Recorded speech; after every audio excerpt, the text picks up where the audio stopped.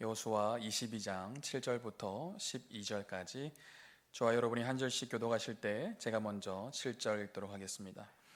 므낫세 반 지파에게는 모세가 바산에서 기업을 주었고 그 남은 반 지파에게는 여호수아가 요단 이쪽 서쪽에서 그들의 형제들과 함께 기업을 준지라. 여호수아가 그들을 그들의 장막으로 돌려보낼 때 그들에게 축복하고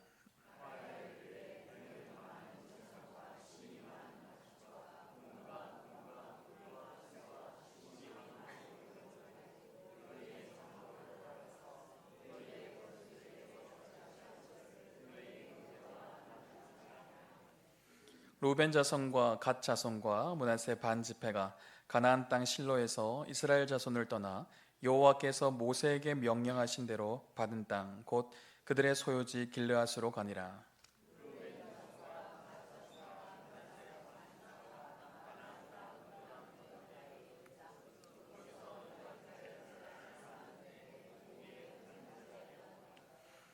이스라엘 자손이 들은즉 이르기를 루벤 자손과 갓 자손과 므낫세 반 지파가 가나안 땅의 맨 앞쪽 요단 언덕가 이스라엘 자손에게 속한 쪽에 제단을 쌓았다 하는지라.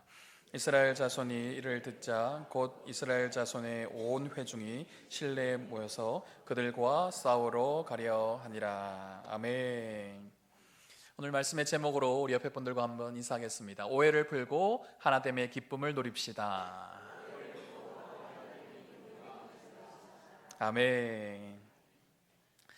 여러분은 지금껏 살아오시면서 오해로 인해서 마음이 상하거나 또 마음이 힘들었던 적은 없으십니까? 오해가 무엇일까요? 어학사전에 보면 오해는 사실과 다르게 이해하거나 해석함이라고 나와 있습니다. 세상을 살아가다 보면 때때로 오해할 일이 생길 때가 있습니다. 몇 가지 예를 들어 볼까요? 어떤 사람에게 카톡을 보냈습니다. 그런데 읽었다는 표시는 있는데 답이 없어요.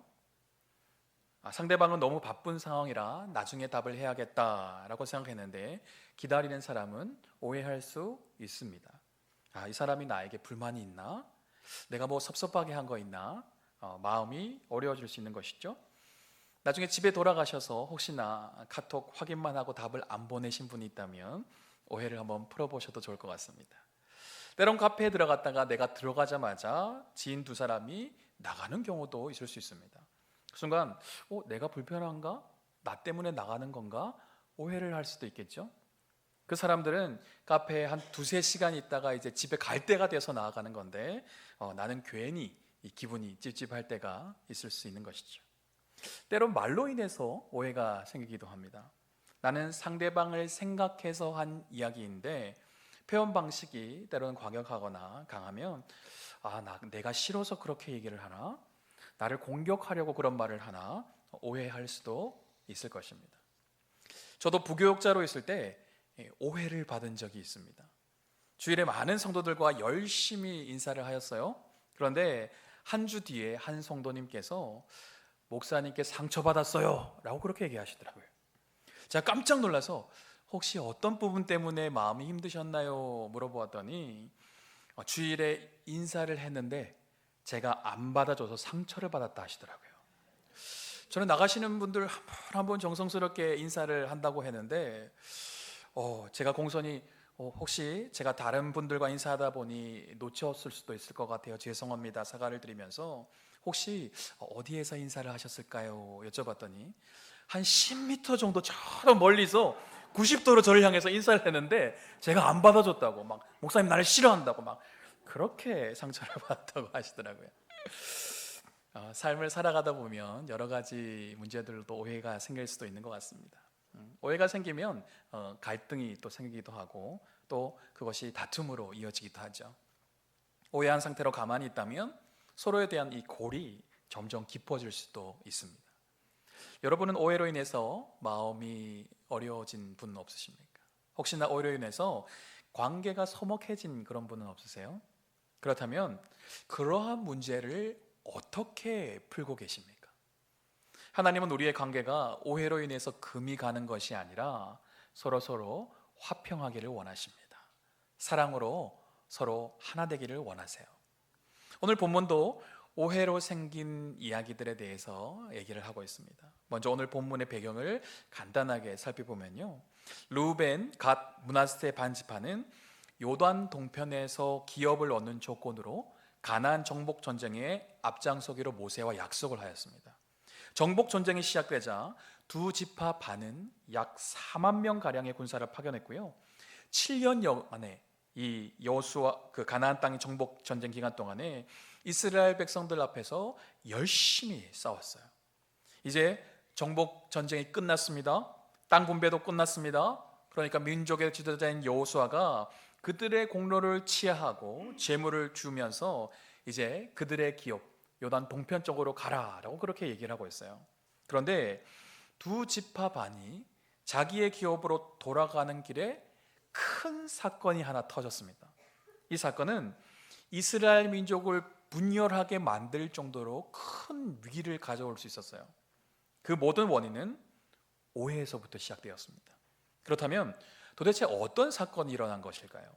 오늘 본문을 통해서 오해로 인해서 생길 수 있는 문제와 그 문제를 풀어가는 과정을 보면서 오늘 우리의 삶 속에 찾아올 수 있는 오해를 풀고 하나됨의 기쁨을 회복할 수 있는 시간 되시기를 주님의 이름으로 축원드립니다.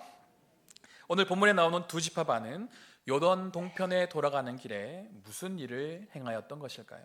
본문 10절 말씀을 같이 한번 읽어보겠습니다. 르우벤 자손과 갓 자손과 므낫세 반 지파가 가나안 땅 요단 언덕가에 이르자 거기서 요단가에 제단을 쌓았는데 보기에 큰 제단이었더라. 자, 두 지파 반은 요단가에 큰 제단을 쌓았다라고 말씀하고 있습니다. 그들이 왜 제단을 쌓았을까요? 7년여의 전쟁 가운데 자신들을 지켜주신 하나님을 기념하고 자신들도 서편 지파의 사람들과 동일하게 하나님의 언약 백성임을 증거하기 위해서 제단을 쌓았어요. 그들은 선한 의도로 제단을 쌓았습니다. 그런데 이 일에 대해서 서편 지파들이 어떻게 반응한지 아십니까? 본문 12절 말씀을 같이 한번 보겠습니다. 이스라엘 자손이 이를 듣자 곧 이스라엘 자손의 온 회중이 실로에 모여서 그들과 싸우러 가려 하니라. 요단 서편에 있는 이스라엘 자손들이 르우벤, 갓, 므낫세 반 지파가 요단가에 제단을 쌓았다라는 소식을 듣고 그들과 지금 싸울 준비를 하고 있는 것입니다. 지금까지 가나안 족속을 대항하여 목숨을 걸고 함께 싸웠던 전우와 같은 그런 식구들이었습니다. 한 목표를 향해서 한 마음으로 달려왔던 한 민족이었어요. 너무나 잘 지내왔던 관계였는데 도대체 단을 쌓은 것이 무슨 문제가 되길래 한순간에 싸움을 준비하고 있는 것일까요? 요단 서쪽 지파들은 비느하스와 각 지파를 대표하는 10 지도자를 급히 파견합니다. 그리고 두 지파 반에게 찾아가서 다음과 같이 얘기하고 있어요. 본문 16절 말씀 같이 한번 읽어보겠습니다. 여호와의 온 회중이 말하기를 너희가 어찌하여 이스라엘 하나님께 범죄하여 오늘 여호와를 따르는 데서 돌아서서 너희를 위하여 제단을 쌓아 너희가 오늘 여호와께 거역하고자 하느냐. 요단 서편 지도자들은 두 지파 반을 향해서 제단을 쌓은 행위는 하나님께 범죄한 행위다라고 말하고 있습니다. 이 제단을 쌓는 것이 하나님으로부터 돌아서서 자신을 위해서 우상을 만든 것이다라고 얘기하고 있어요. 구약 성경에 보면요, 이스라엘 백성들이 하나님께 제사를 드릴 때 특정한 중앙 성소에서만 제단을 쌓아야만 했습니다. 예를 한번 볼까요? 신명기 12장 5절과 6절 말씀을 같이 한번 보겠습니다.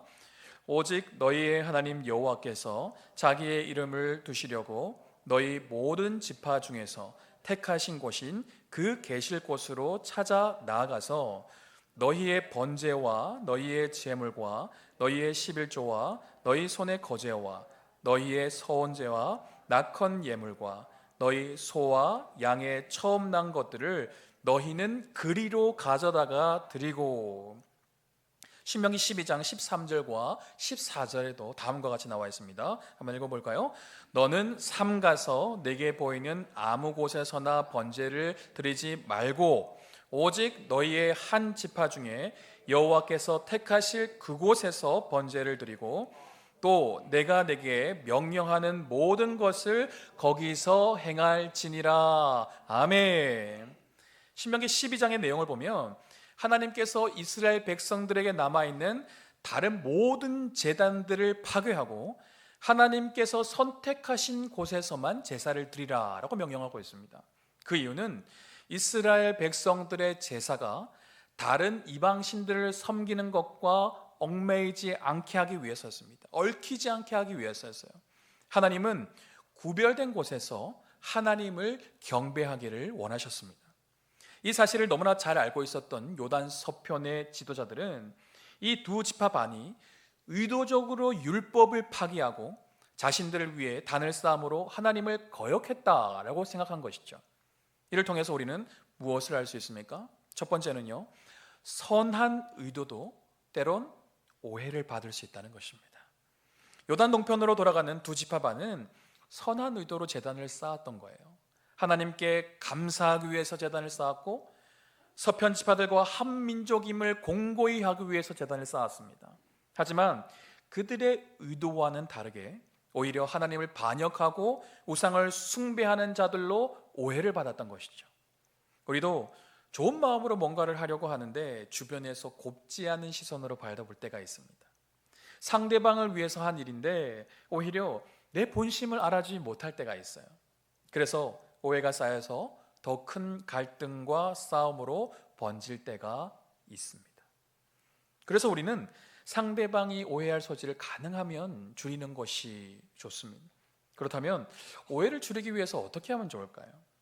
오해할 소지를 아예 만들지 않는 것이 좋겠지만 그건 참 어려운 일인 것 같습니다. 왜냐하면 상대방이 언제 어떻게 오해하는지 우리는 다 알 수 없기 때문입니다. 그래서 필요한 것이 바로 대화입니다. 두 지파반이 요단 동편으로 출발하기 전에 제단을 쌓을 것들에 대해서 미리 얘기를 하고 대화를 했다면 어땠을까요? 그랬다면 이렇게까지 오해하진 않았을 것입니다. 우리는 대화를 통해서 서로의 마음을 확인하는 것이 참 중요합니다. 본인의 선한 마음, 상대방에 대해서 생각하는 그 마음에 대해서 진실되게 얘기한다면 서로를 오해함으로 생기는 불필요한 갈등과 아픔을 줄일 수 있다는 것이죠. 부모와 자식 간에 왜 오해가 생깁니까? 대화가 부족해서요. 예전에는 부모가 자녀들을 훈육할 때 참 매를 많이 들었습니다. 여기 계신 분들도 대부분 다 맞으면서 컸지 않습니까? 네, 저만 맞았습니다. 부모는 자식이 올바른 길로 나가길 바라는 마음으로 사랑의 매를 들었습니다. 하지만 자식은 어떻게 생각합니까? 아버지는 나를 사랑하지 않으셔. 어머니는 나를 너무나도 미워하셔. 그래서 나를 때리는 거야. 그래서 나를 혼내는 거야. 오해하게 되죠. 저도 어릴 때 참 많이 맞았던 기억이 있습니다. 그런데 아버지는 늘 혼내시기 전에 제가 잘못한 부분들에 대해서 설명을 해주셨어요. 그리고 내가 너를 사랑해서 혼내는 거야. 내가 너를 사랑하기 때문에 이 매를 드는 거야. 항상 얘기하셨던 것 같아요. 어린 마음에 사랑한다고 하면서 회초리를 때리는 것이 잘 이해가 되지 않았어요. 하지만 시간이 좀 지나면서 아버지의 진심을 깨닫고 감사하게 되더라고요. 가슴에 상처가 남는 것이 아니라 아버지의 사랑이 남게 된 것이죠. 혹여나 내 부모를 오해한 부분이 있습니까? 내 자녀에게 오해하게끔 행동한 적은 없으십니까? 진심을 한번 표현해 보십시오. 물론 한순간에 다 풀리지 않을 수도 있습니다. 하지만 진심은 언젠가는 통하게 될 날이 올 것입니다. 부부간에도 참 오해가 많이 생기죠. 대화가 부족하기 때문입니다. 특히 결혼 초에 참 많이 싸우는 부부들이 있습니다. 서로를 잘 몰라서 그래요. 수십 년을 다른 환경, 다른 가치관, 다른 문화 속에 살아왔기에 말 한마디, 행동 하나하나가 다 다를 수 있습니다. 그래서 맞지 않는 부분이 있을 수 있어요. 아니, 서로 맞지 않는 것이 어떻게 보면 당연하죠. 예를 들어볼까요? 평생 아침을 먹었던 남자와 평생 아침에 푹 자던 여자가 만나서 결혼을 했어요. 결혼하고 다음 날에 남자는 무엇을 기대할까요? 그렇죠. 아내가 준비한 따뜻한 밥과 국, 사랑이 담긴 이 아침 식사를 기대할 것입니다. 여자는 무엇을 기대할까요? 마음 편하게 아침에 푹 쉬는 걸 기대할 거예요. 뭐 기대까지는 아닐지라도 그것이 몸에 익숙해져 있을 것입니다. 그런데 남편이 아침에 일어나서 출근을 준비하는데 아내가 아침도 안 차려주고 누워서 뒹굴뒹굴 하고 있다면 어떨까요? 아, 이 사람이 나를 사랑하지 않는가? 내가 원하는 것에는 전혀 관심이 없는가? 오해할 수 있을 것입니다. 이런 아침이 계속된다면 아마 화가 쌓이면서 아, 내가 이런 사람이랑 계속 살아야 돼 라는 생각이 들 수도 있지 않을까요? 이때 필요한 것이 바로 대화라는 것이죠. 자신의 감정에 대해서 솔직하게 얘기할 수 있어야 합니다. 그리고 자신이 자라온 어떤 배경이나 환경에 대해서 함께 나눌 수 있다면 더 좋을 것입니다. 남편은 자신은 어릴 때부터 죽어도 아침을 먹는 가정에서 자라서 늘 아침을 먹는 것이 나에게 너무나 익숙해. 나는 그걸 원해. 아내는 자신은 늘 아침이 없는 아주 여유로운 아침을 맞이해서 아침을 준비하는 것이 익숙하지 않다고, 조금은 힘들다고 서로의 상황과 마음에 대해서 솔직하게 얘기할 수 있는 것이죠. 그러면 서로에 대해서 조금 더 이해 폭이 넓어질 수 있습니다. 물론 상대방의 그런 행동이 100% 마음에 들지 않을 수 있지만 쓸데없는 오해로 인해서 서로 마음이 상하는 것들이 줄어들 수 있는 것이죠. 혹여나 가족과의 대화가 끊어진 지 오래된 분이 있으십니까? 대화가 없으면 자기의 생각대로 상대방의 행동을 판단하게 되죠. 자기 기준에서 결론을 내리게 됩니다. 우리의 모든 관계 가운데 대화가 회복됨으로 서로 간의 오해가 풀리는 은혜가 있으시기를 축복합니다. 두 번째는요, 경솔한 판단은 일을 더 크게 만들 수 있다는 거예요. 요단서 편지파들은 제단을 쌓았다는 소식을 듣고 즉시 싸울 준비를 하였어요. 물론 그들도 하나님께 대한 순수한 열정을 가지고 그렇게 행동했을 것입니다. 하나님께 반하는 행동을 한 이 두 지파 반을 향해서 정의감이 불타오르게 된 것이죠. 하지만 바로 싸울 준비를 했다는 것은 감정에 휩싸여서 성급하게 판단하였음을 또 나타낼 수 있는 것이죠. 우리도 주변 사람이 잘못된 행동을 하면 즉시로 잘못되었다고 지적할 때가 있어요. 때론 누군가가 실수를 하면 왜 그랬냐고 바로 핀잔을 줄 때가 있습니다. 잘못된 것에 대해 잘못됐다고 하는 것이 무슨 문제냐라고 할 수 있어요. 뭔가 실수했을 때 다음부터는 정신 차리고 실수 안 하게 하려고 지적할 수도 있습니다. 하지만 상대방에게 잘못을 지적할 때는 굉장히 신중할 필요성이 있겠죠. 왜냐하면 나도 완벽한 사람이 아니기 때문이에요. 나의 생각이 때로는 틀릴 수도 있기 때문입니다. 나의 생각이 맞지만 때로는 그 이야기를 할 타이밍이 아닐 때도 있는 것이죠. 경솔하게 행동하면 이를 그르칠 수 있습니다. 문제를 해결하려고 하다가 오히려 더 큰 문제가 생길 수 있습니다. 상대방에게 더 큰 상처를 주고 나 또한 상처를 받을 수도 있는 것이죠. 그래서 잠언 14장 29절에는 이와 같이 얘기를 하고 있습니다. 함께 한번 읽어보겠습니다. 노하기를 더디하는 자는 크게 명철하여도 마음이 조급한 자는 어리석음을 나타내느니라. 아멘. 마음이 조급하면 실수할 수 있어요. 마음이 조급하면 내 감정에 사로잡혀서 잘못된 판단을 할 수도 있습니다. 그래서 우리는 일뿐만 아니라 사랑과의 관계 속에서도 중요한 결정을 할 때 먼저 하나님께 기도해야 합니다. 특히나 상대방에게 조언을 하거나 잘못된 부분에 대해서 언급을 할 때 가장 먼저 하나님 앞에 나아가서 기도해야 된다는 것이죠. 그럼 어떻게 기도할까요? 하나님, 저 사람 자꾸 잘못된 행동을 하는 것 같은데 정신 좀 번쩍 차리게 해주세요. 이런 기도를 해야 될까요? 아닙니다. 우리는 상대방을 판단하기 전에 우리 스스로를 돌아볼 수 있어야 돼요. 하나님께 기도할 때도 하나님, 저 사람이 저런 행동을 하듯이 나 또한 하나님 앞에 연약한 모습이 없는지 돌아봅니다. 나의 허물과 부족을 먼저 용서해 주십시오. 그리고 혹여나 저 사람에게 꼭 전해야 될 부분이 있다면 나의 감정을 따라서 말하는 것이 아니라 하나님의 마음을 잘 전할 수 있도록 나의 입술과 마음을 주장해 주십시오. 하나님의 뜻이 아니라면 나의 입을 다물게 하여 주시고 상대를 위해서 더욱더 묵묵히 기도하게 해주셔서 합력하여 선이 이루어지게 하여 주시옵소서. 이렇게 기도해야 되지 않을까요? 일방적으로 상대의 잘못을 판단하고 지적하는 것은 교만한 행동일 수 있습니다. 혹여나 꼭 전해야 될 메시지가 있다면 이것이 하나님의 뜻에 맞는지 먼저 점검해 볼 필요성이 있어요. 그리고 내 마음에 그 영혼에 대한 사랑이 있는가 점검해 보아야 합니다. 하나님의 뜻이라는 확신도 없고 그 영혼에 대한 사랑도 없다면 잠잠히 있는 것이 더 나을 수도 있습니다.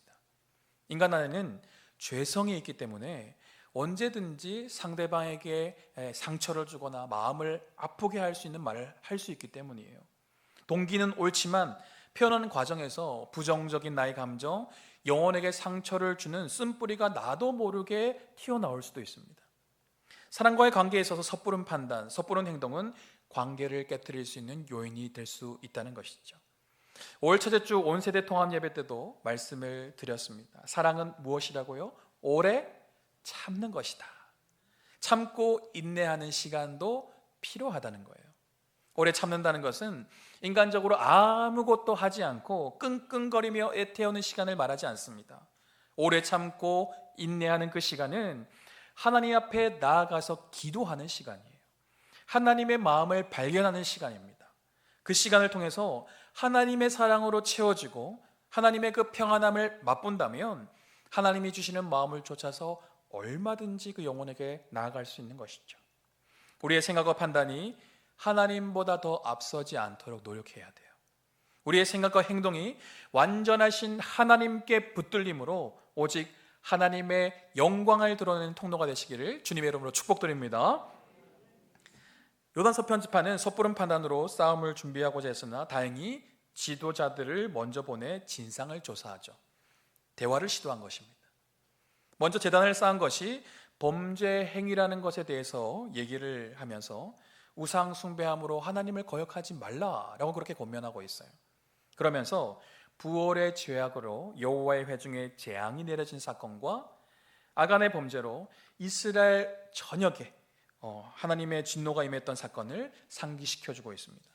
이 모습을 통해 상대방과 오해를 풀기 위해서 우리가 갖춰야 될 두 가지를 발견하게 됩니다. 첫 번째는요, 상대방에 대한 사랑입니다. 오해를 풀기 위해서는 상대방에 대한 사랑이 필요해요. 오해를 풀려고 할 때 이 사랑의 마음이 없다면 오해를 풀려고 하다가 오히려 더 큰 갈등이 생길 수도 있습니다. 본문 19절 말씀을 세번역으로 번역한 성경으로 한번 읽어보겠습니다. 만일 당신들의 소유지가 깨끗하지 못하거든 주님의 성막이 있는 주님의 소유지로 건너와서 우리의 소유를 나누어 가지시오. 주 우리 하나님의 단 외에 당신들이 함부로 단을 쌓음으로써 주님을 거역하거나 우리를 거역하지 마시오. 지금 요단 서편의 지도자들이 어떤 말을 하고 있습니까? 요단 동편의 소유지가 깨끗하지 아니하면 지금 자기들이 거주하고 있는 이 요단 서편으로 건너와서 같이 살자, 지금 이 얘기를 하고 있는 거예요. 자신들의 소유지를 제공하는 희생을 감수해서라도 그들이 하나님 앞에 바른 길로 나가길 원하는 이 사랑의 마음을 발견할 수가 있습니다. 우리는 주변 사람들이 올바른 길로 나가길 원하는 마음들이 있습니다. 신앙생활을 또 잘 하길 원하는 마음, 믿음 안에서 잘 살아가길 원하는 마음이 우리 안에 있어요.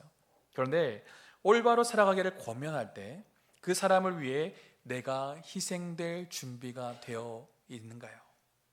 정말 그 사람이 바른 길로 나아갈 수 있도록 내 생각, 내 감정을 내려놓고 오직 그 한 영혼이 하나님 앞에 바로 설 수 있도록 내 시간과 물질과 열정을 주고자 하는 사랑의 마음이 내 안에 있는가요? 오해를 풀려고 할 때 중요한 것은 상대에 대한 이 사랑이 전제가 되어야 합니다. 내 마음 편하려고 내가 더 인정받고 높아지려고 말하기 시작한다면 서로의 관계가 더 악화될 수 있어요. 사랑의 마음으로 다가가면 내 자존심 좀 구겨줘도 괜찮습니다. 내가 좀 손해를 당해도 괜찮아요. 내가 좀 낮아져도 괜찮은 것입니다. 우리는 먼저 하나님의 충만하신 사랑을 구해야 됩니다. 하나님의 사랑이 내 안에 충만하면 내 말을 통해, 내 눈빛을 통해, 내 섬김을 통해 하나님의 사랑이 흘러가게 될 줄로 믿습니다. 두 번째는요, 공동체를 향한 사랑이 필요해요. 17절과 20절 말씀을 보면 요단 서편 지도자들이 두 가지 사건을 말하고 있습니다. 하나는 부활의 사건이에요. 이스라엘 백성들이 요단강을 건너기 전에 모압 지방의 우상인 바알 부호를 숭배함으로 우상을 숭배한 사람뿐만 아니라 이스라엘 백성 2만 4천 명이나 하나님의 심판으로 죽게 되었어요. 또 하나는 아간의 범죄입니다. 아간이 하나님의 명령을 거스려서 하나님께 구별된 물건을 도둑질한 결과 이스라엘이 하나님의 심판을 받게 되죠. 아간 자신뿐만 아니라 아이성 전투에서 이스라엘이 패하면서 여러 사람이 죽었습니다. 우리는 공동체로 묶여 있어요. 우리는 하나님의 몸된 교회입니다. 개인의 죄가 개인의 죄로 끝나지 않아요. 죄는 확장성이 있습니다. 공동체에서 한 사람이 부정적인 말을 하면 주변 사람들도 영향을 받게 되어 있어요. 가정에서 부모가 믿음으로 살지 않으면 자녀들의 신앙도 기대할 수 없습니다. 부모가 죄악 가운데 있다면 자녀들도 죄악 가운데 살아갈 수 있는 확률이 높습니다. 요단 서편의 지도자들이 두 지파 반이 단을 쌓은 것에 대해서 그냥 무시하고 넘어갈 수도 있었을 거예요. 이제는 동편으로 건너가 살면 볼 일도 잘 없을 것 같고 괜히 간섭하면 피곤해질 수 있으니 모른 척 하자라고 했을 수도 있습니다. 하지만 그들은 그렇게 하지 않았어요. 이스라엘은 하나님을 믿는 선민 공동체였기 때문입니다. 우리는 예수 그리스도 안에서 연합된 교회입니다. 한 사람의 죄는 한 사람의 죄로 끝나지 않아요. 한 사람이 죽으면 한 사람만 죽는 것이 아니라 공동체 전체가 죽을 수도 있는 것입니다. 공동체 안에서 서로 오해가 있을 때 왜 오해를 풀어야 할까요? 왜 관계를 회복해야 할까요? 두 사람의 관계가 공동체에 영향을 주기 때문입니다. 우리는 하나의 공동체예요. 그래서 상대방과 대화를 할 때 상대에 대한 사랑뿐만 아니라 이 공동체에 대한 사랑도 우리 안에 필요한 것입니다. 내가 살면 상대방이 살 수 있습니다. 우리가 살면 우리의 공동체가 함께 살 수 있는 것입니다. 비느하스와 지도자들의 권면 이후에 루벤, 갓, 므낫세 반지파는 자신이 단을 쌓은 것은 절대로 하나님을 반역하고 우상을 숭배하기 위함이 아니라 여기까지 인도하신 하나님께 감사하고 우리가 한 민족임을 증거하기 위한 것임을 정직하게 고백하죠. 그때 이 말을 듣고 제사장 비느하스와 지도자들은 기뻐하였다라고 나옵니다. 그리고 자신들의 땅으로 돌아가서 이스라엘 자손들에게 보고할 때 어떤 일이 일어난 줄 아십니까? 33절 말씀, 우리 세번역 성경으로 된 33절 말씀을 같이 한번 읽어보겠습니다. 이스라엘 자손은 그 보고를 듣고 기뻐하면서 이스라엘 자손의 하나님을 찬송하였다. 그래서 루벤 자손과 갓 자손이 거주하는 땅으로 쳐 올라가서 그들을 멸하자 하는 말을 다시는 하지 않았다. 아멘. 서로 간의 오해가 풀리니 이스라엘 민족이 다시 하나 될 수 있었고 그들의 마음이 하나가 되니 이스라엘 민족 공동체 안에 기쁨이 넘치게 되었습니다. 그리고 이 일을 행하신 이스라엘 하나님을 찬송하게 되었다라고 나와 있어요. 말씀을 정리하겠습니다. 요단 동편으로 가는 두 지파 반이 단을 쌓는다는 소문을 들었을 때 요단 서편의 지파들은 그들이 우상을 숭배하고 하나님을 반역한다고 오해하게 되었어요. 오해를 통해서 분별력을 상실한 그들은 그들의 민족을 쳐서 멸할 생각까지 했습니다. 사랑의 관계였고 피를 나는 민족이었는데 오해로 말미암아 한순간에 원수와 같은 관계가 될 뻔했습니다. 민족이 둘로 나눠지고 서로 죽이는 관계가 될 뻔하였던 것이죠. 하지만 하나님께서 그들 안에서 대화를 통해서 서로의 마음을 확인하게 하셨고 오해를 풀어주셨습니다. 사랑 안에서 다시 연합됨으로 하나님을 찬송하게 만들어 주셨습니다. 사랑하는 성도 여러분, 하나님은 하나됨을 기뻐하십니다. 연합을 기뻐하세요. 서로 미워하고 갈등하고 분열되는 것은 사단이 기뻐하는 행동입니다. 사단은 지금도 우리의 관계를 깨트리려고 해요. 우리의 공동체를 무너뜨리려고 합니다. 교회의 연합과 하나됨을 잃어버리게 만들어요. 이 일들은 어떤 큰 문제가 아니라 작은 오해에서부터 시작될 수 있습니다. 서로 간의 오해로 서로를 향한 원망과 불평이 시작되고 이것이 공동체에 영향을 주어서 어느 순간 교회가 사랑을 잃어버리고 하나님의 영광을 잃어버리게 되는 것이죠. 내 가정, 내 공동체에서 혹시 오해로 인해서 불편한 관계로 지내는 분이 있으십니까? 상대방의 실수나 허물로 인해서 내 마음이 너무나 상하여서 당장이라도 나아가 대판 싸우고 싶은 그런 분이 있으신가요? 하나님은 깨어진 관계가 회복되기를 원하십니다. 다시 하나됨을 이루기를 원하세요. 아니, 이미 하나님께서 하나되게 하신 것을 힘써 지켜나가기를 원하십니다. 마음의 문을 열고 용기를 내어 상대방과 진실된 마음을 한번 나눠보면 어떨까요? 진심을 나누다 보면 어느 순간 오해가 풀어지고 막혔던 담이 무너지게 될 줄로 믿습니다. 예수 그리스도께서 그 일을 위해 이 땅에 오셨다는 거예요. 예수 그리스도의 십자가를 바라볼 때 주님의 사랑 안에서 하나님과의 관계가 회복되고 또 지체들과의 관계가 회복되는 은혜를 주실 줄로 믿습니다. 오해 가운데 머물러 있으면 관계가 더 악화될 수 있어요. 공동체에 선한 영향력을 끼칠 수가 없습니다. 나 자신을 위해서뿐만 아니라 예수 그리스도께서 피값 주고 사신 그 영혼, 우리 교회 공동체를 위해서라도 서로 간의 오해를 풀고 하나님의 기쁨을 누리는 저와 여러분 되시기를 주님의 이름으로 축원드립니다.